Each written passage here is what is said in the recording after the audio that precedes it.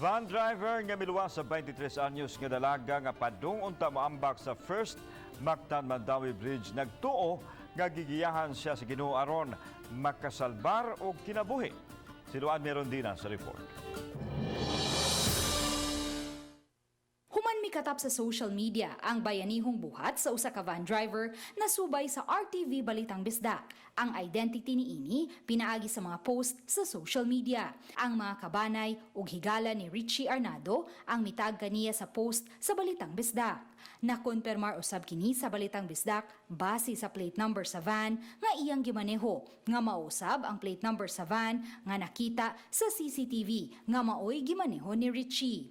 Matod ni Richie nga samtang nagsubay siya sa First Mactan Bridge. Nakabantay na siya nga medyo kadudahan ang lihok sa babay. Ilabi na dihang iyang gitangtang ang iyang sapatos. Busa, gibusinahan niya ang gisundang motorsiklo aron makabantay sa babay apan daw wa man kini makasabot sa iyang senyas. Pag abot gyud sa tungod, akong gibuhat nga mainta nagampo ko nga mainta maabtalan ako bisan ang kamot na lang nga makuptan lang gyud nako. So wa gyud ko nagdudua, naglibog ko ma'am kung giunsa nako pagawas sa sakyanan, naglibog ko giunsa nako pagbunlot, kay na feel gyud nako pagbunlot ra gyud nako, mura ra gyud siya gaan nga wa. Mura ra gyud siya kahoy nga gibunlot nako nga gaan ra gyud kayo.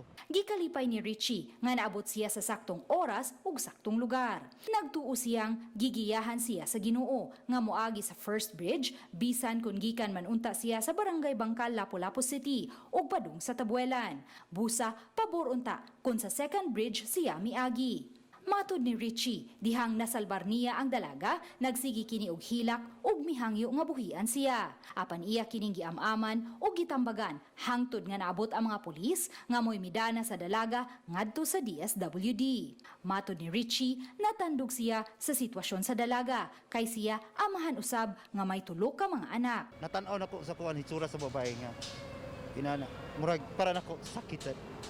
Kita ginikanan ta nya human makalit lang gawa tong anak nga was saktong kuan unfair kay sa ginikanan, di ba? Tumugid din na santop sa kuna ma'am nga masave lang yun.